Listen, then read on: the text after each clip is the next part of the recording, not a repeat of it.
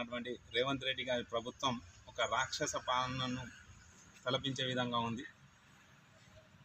ప్రతిపక్షాల గొంతు నొక్కే విధంగా ప్రతి దానికి కేసులను అని పోలీసులను అడ్డం పెట్టుకొని వెనకట రజాకర్ల పాలన సాగిస్తున్నటువంటి రేవంత్ రెడ్డి గారు, మీరు ఎప్పుడైతే మీరు ఒక ఇంటర్వ్యూలో మీరే చెప్పారు, మా గడిల ముందు నుంచి సామాన్య జనాలు పోవాలంటే చెప్పులు చేతిలో పట్టుకొని పోయేవాళ్ళని చెప్పి, అటువంటి దొరల పాలన సాగించాలనే ఆలోచనతోటి ఒకప్పుడు నువ్వు విమర్శించినటువంటి దొరల పాలనే ఇప్పుడు నువ్వు కొనసాగిస్తున్నావు.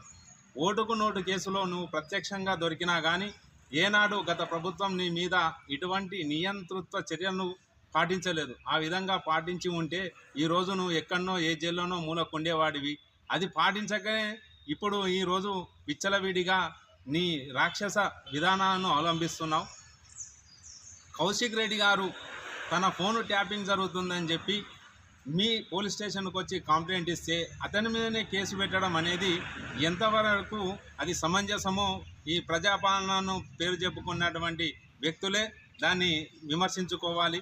అదేవిధంగా మా కౌశిక్ రెడ్డి గారిని అరెస్టు సందర్భంగా మాజీ మంత్రి వర్యులు హరీష్ రావు గారు పరామర్శకు వెళితే ఆ పరామర్శకు వెళ్ళినటువంటి వ్యక్తులపైన కూడా అరెస్టు చేసి మీరు జైల్లో పెట్టడం అనేది నీ ప్రభుత్వానికే చెల్లింది.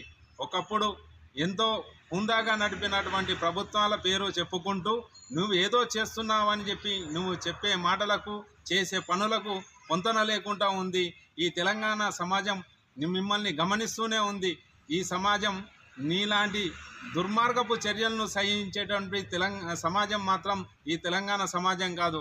ఖచ్చితంగా నీ యొక్క నియంతృత్వ పోకడను ఎండగడుతూనే అనుక్షణం ప్రజల మధ్యలో ఉంటున్నటువంటి మా నాయకులను నీవు ఎంత నిర్బంధించినా ప్రజాక్షేత్రంలో మాత్రం నీవు నిర్వీర్యం కాకమానదు. ఖచ్చితంగా నీకు గుణపాఠం చెప్పే రోజు వచ్చింది. నీ సొంత నియోజకవర్గం లగచెర్లలోనే నిన్ను లగాయించిరు. ఇక తెలంగాణలో కూడా ఈ సమాజం ఖచ్చితంగా నిన్ను ఉరికించే రోజులు